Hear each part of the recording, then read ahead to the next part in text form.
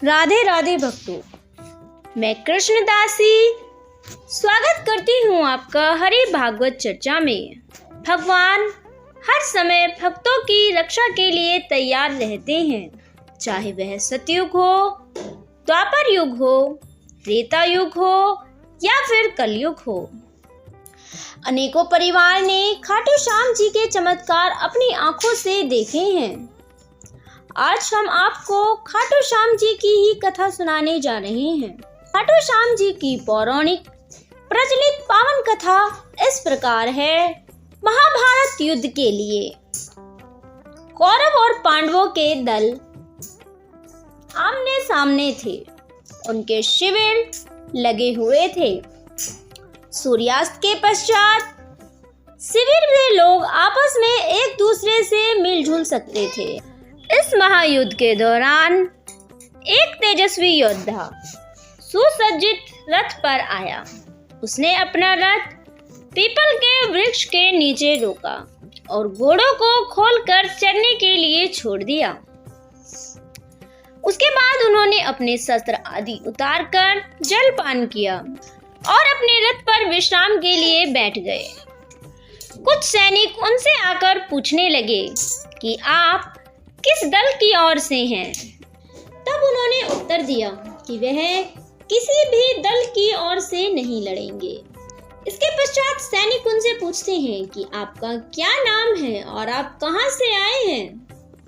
तब वह योद्धा उत्तर देते हैं कि वह भीम के पौत्र बर्बरीक हैं। यह बात सुनकर सारे में खलबली मच जाती है। श्री कृष्ण भगवान को जब यह बात पता चलती है तो वह उनसे मिलने के लिए आते हैं।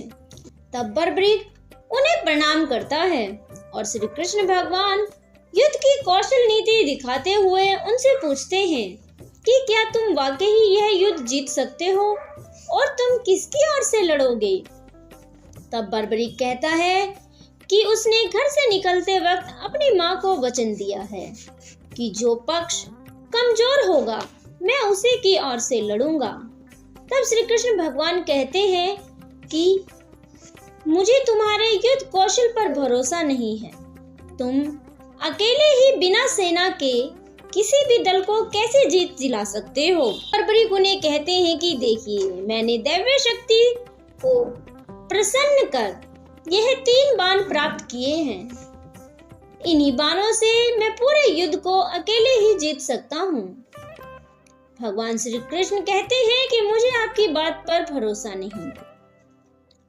तब बर्बरीक उन्हें अपने युद्ध का कौशल दिखाते हुए कहते हैं कि देखिए, इस पीपल के पेड़ पर जितने भी पत्ते हैं, मैं एक ही तीर से इन सारे पत्तों को नीचे जमीन पर गिरा सकता हूँ और दूसरे तीर से इन सारे पत्तों को बींध सकता हूँ।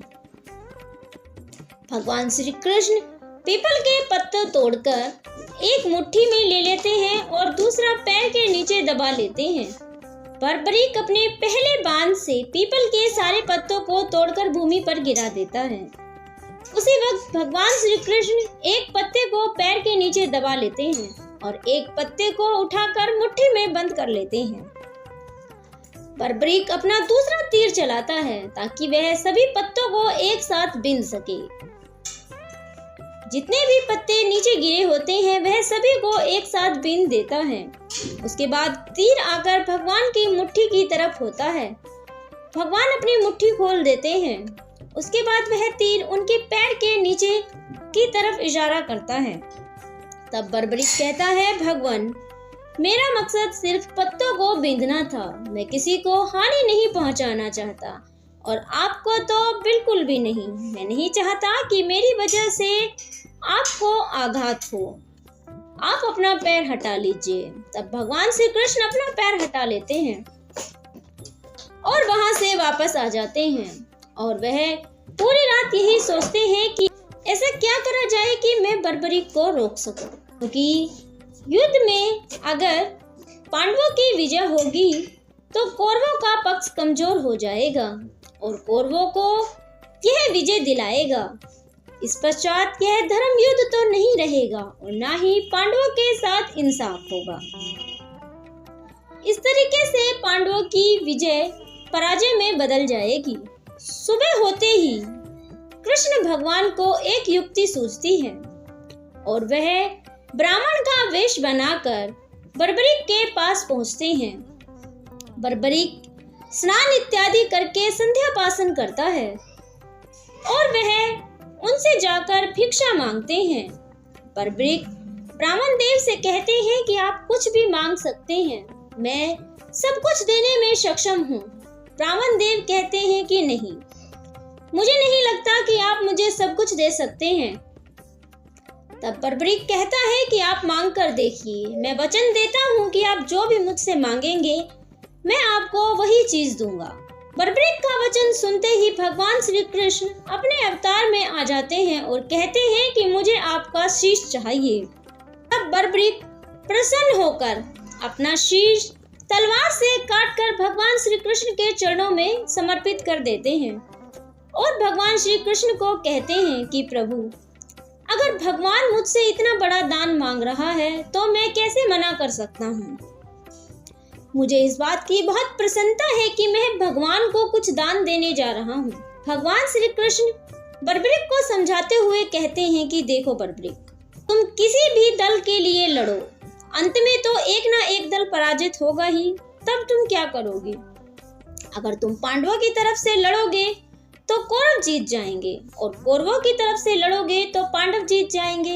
एक दल की विजय और दूसरे की पराजय तो निश्चित है और यह एक धर्म युद्ध है। मैं नहीं चाहता कि इस धर्म युद्ध को तुम अकेले लड़ो। यह जिनके बीच है वही इस युद्ध को लड़ेंगे, लेकिन मैं तुम्हारे शीश को एक ऊंचे स्थान पर विराजित करता हूँ। वहां से तुम पूरे युद्ध को देख सकते हो और इसके पश्चात मैं तुम्हें वचन देता हूँ कि कलयुग में तुम्हें मेरे ही नाम से पूजा जाएगा।